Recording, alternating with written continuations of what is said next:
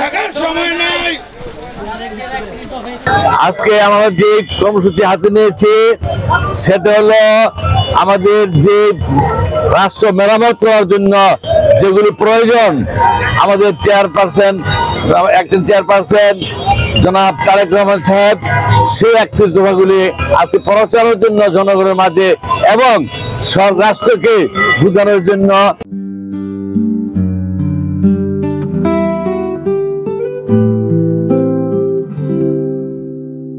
এই 31 দফা কর্মসূচি প্রণয়ন করেছেন।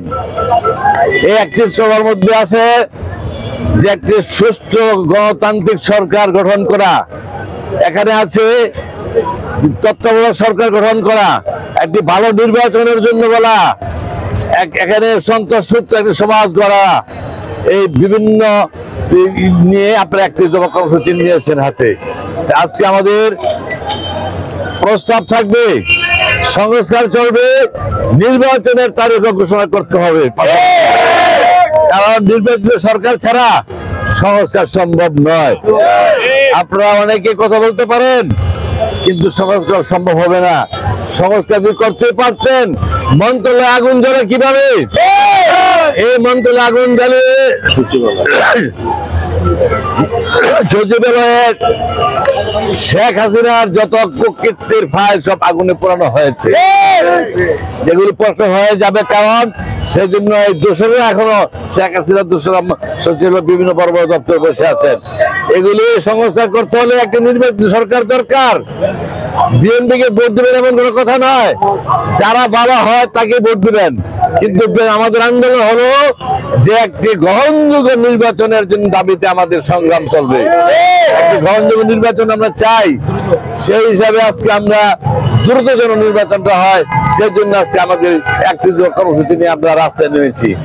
এবং আমরা আমাদের নির্দেশনা দিয়েছেন জনগণের সাথে সম্পৃক্ত থাকার জন্য, জনগণকে দেখে রাখার জন্য। সন্ত্রাসী কার্যকলাপ এখানে চলবে না, যারা সন্ত্রাসী কার্যকলাপ করবে তাদেরকে পুলিশে ধরাই দেওয়ার জন্য বলেছেন আমাদের মাননীয় ভারপ্রাপ্ত চেয়ারম্যান জনাব তারেক রহমান সাহেব। আপনারা যদি কেউ সাহস না পান আমাদেরকে বলবেন, কেউ সন্ত্রাসী কার্যক্রম করলে আমরা পুলিশ সেনাবাহিনীর সহযোগিতা তাদেরকে আমরা কারাগারে পাঠিয়ে দিব। আমরা কোন সন্ত্রাসী করতে চাই না, জীবনে সন্ত্রাসী করি নাই, কেউ বলতে পারবে না, এবং কোন সন্ত্রাসীর কোন প্রশ্রয় দেইনি। আমরা সাধারণ মানুষকে দল করি। আমি আওয়ামী লীগ আমলেও দুইবারের উপজেলা চেয়ারম্যান নির্বাচিত হয়েছি এবং নির্যাতন কম হই নাই। আওয়ামী লীগ আমলে অনেক নির্যাতন সহ্য করে কারাভোগ করেছি, মামলার পর মামলা খেয়েছি, এখনো মামলা খাচ্ছি, ষড়যন্ত্র করে এখনো মামলা দিচ্ছে। তবে আমরা এই মামলা পরোয়া করি না, কারণ হলো আমরা জিয়া সৈনিক, আমরা খালেদা জিয়া সৈনিক, আমরা তারেক জিয়া সৈনিক। আমরা মামলা ধমকির ভয় পাই না। আমরা সহজ সোজা মানুষ।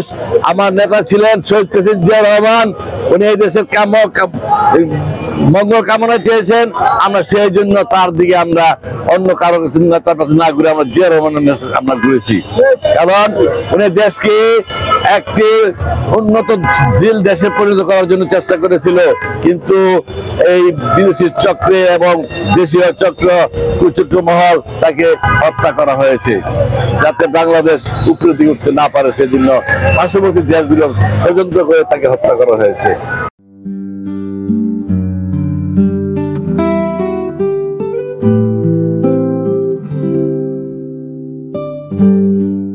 একসময় জিয়া রহমান সাহেব আন্তর্জাতিক নেতা হতে চলছিলেন এবং আন্তর্জাতিক অনেক বিষয়ে তিনি অনেক কিছু করেছেন, সার গঠন করেছেন।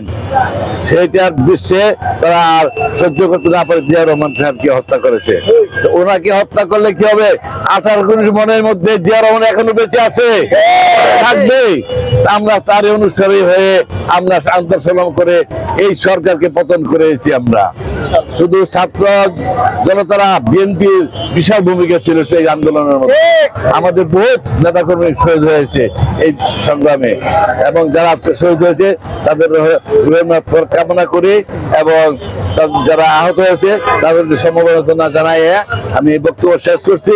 আজকে আমরা এই টাইম শুরু করে বিউবাজার, বঙ্গবন্ধু সড়ক এবং কালীবাজার আমরা লিফটের বিতরণ করব।